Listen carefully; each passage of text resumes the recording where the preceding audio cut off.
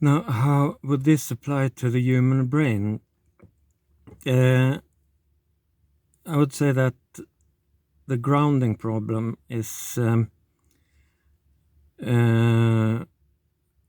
counterpart of what we refer to as a psychosis.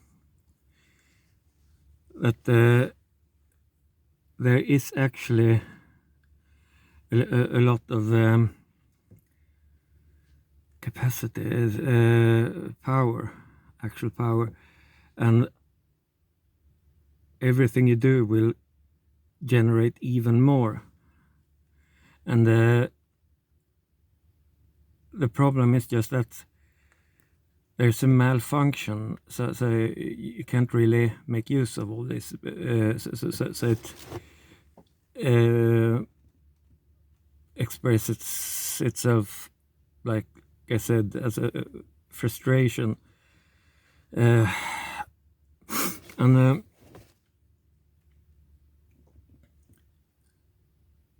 here you would perhaps need to correct me too.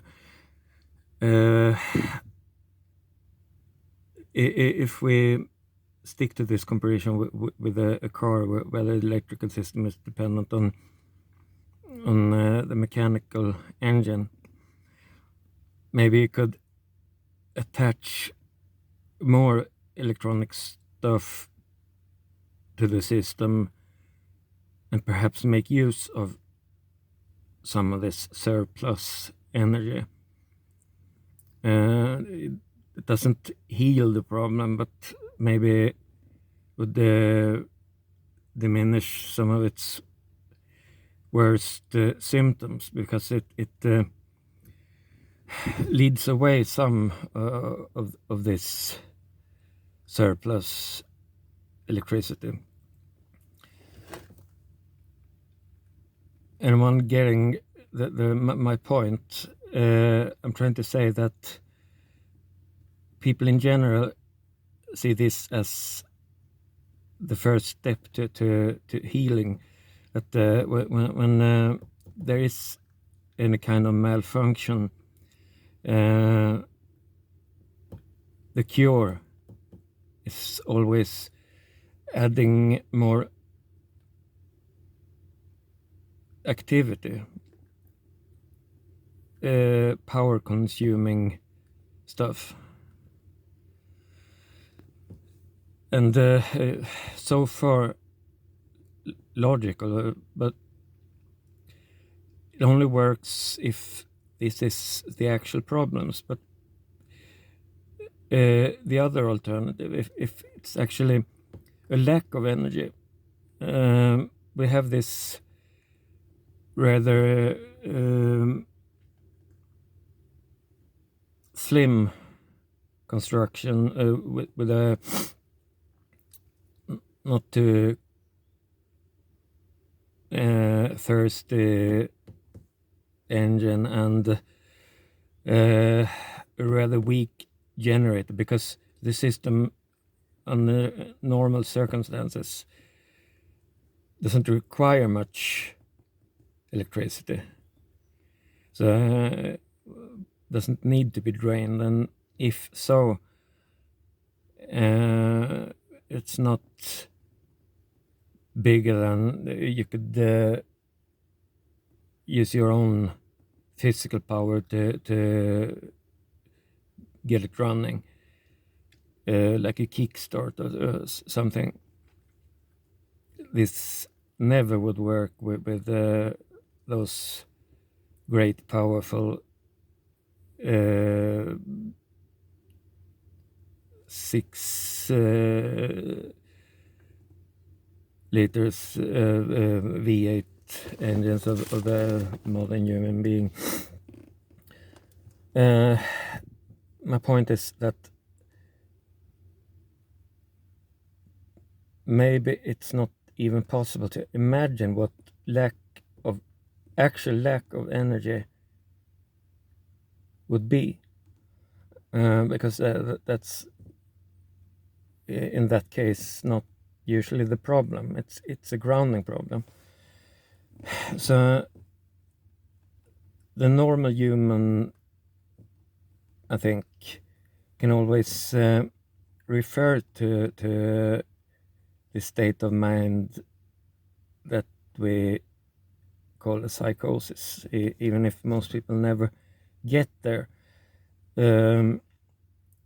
It's probably very close to the everyday reality of a normal human being. But the point still is most people will never really cross that line. But this primitive engine doesn't even have the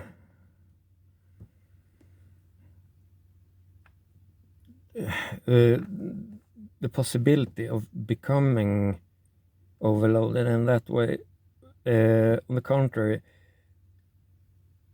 it's usually a problem with low supplies, because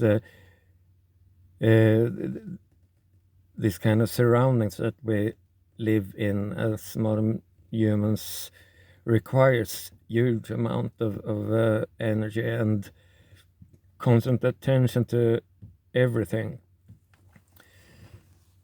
And this is the problem here when there's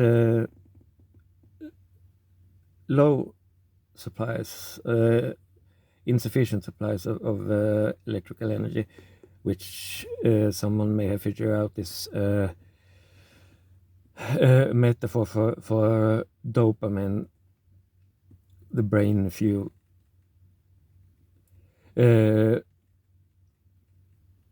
You will notice a symptom, we could call it just confusion. The confusion and a psychosis may appear very much alike. In reality, I would say they're absolute opposites. When there's not enough energy, like I said, you will have this problem getting started, and as soon as you actually get with this almost drained battery and this weak generator, which doesn't fill up the battery like it should, this will always be the prime issue. Every time you stop, you will need to make sure that there's some downward slope so that you can get the system running even if you get no spark, which is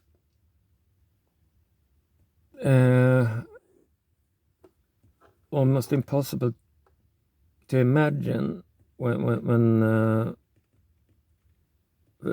for the majority, where the problem is usually how to make use of all this energy. In this case, if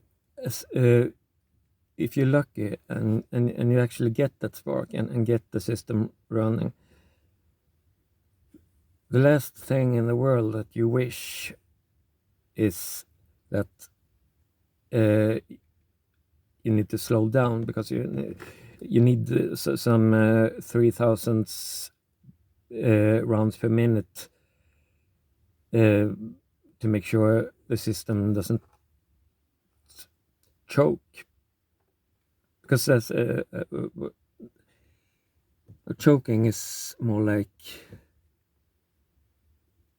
the grounding problem. I should find some better way to. It's more like starvation. So as soon as you get it running, the last thing you wish is for the system to slow down, because if it does, if you sit down, you will probably die. And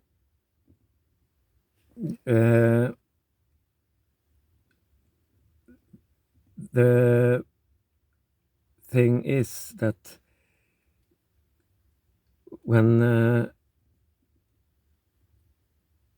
people come and see someone with an actual lack of energy and they try to help, the first conclusions are that this person is pushing herself much too hard, and the cure is rest.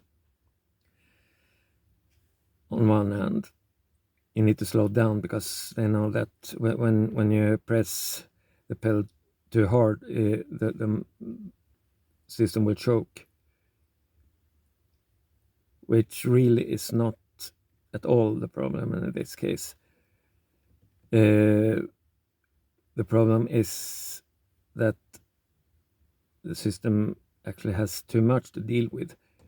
If you really want to take some of the problem, it's not about lowering the amount of energy. It's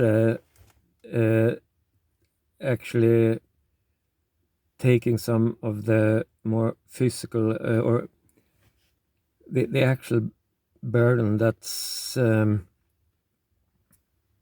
that comes from the outside. Maybe just to get a chance to heal. As soon as you have and things are repaired, then hopefully you will make things function anyway without any additional help from the surroundings. But in this case, all those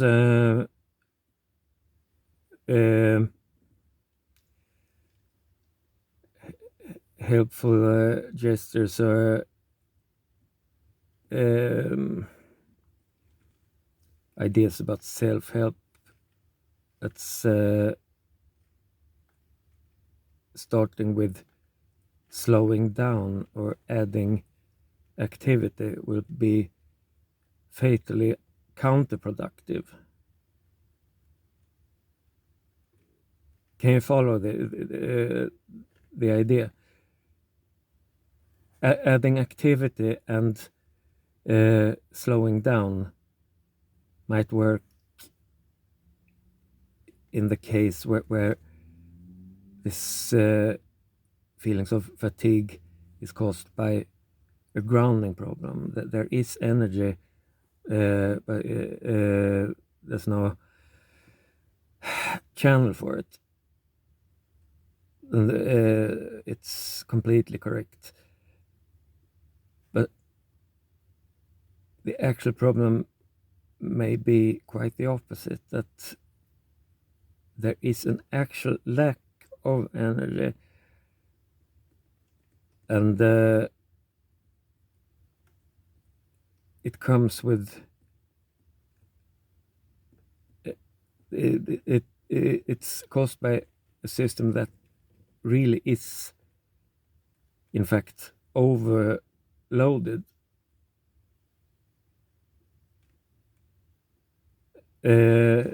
And you could compare this also to I mentioned overproduction crisis in economical sense, where we saw this when was this big oil crisis. We had the word stagflation.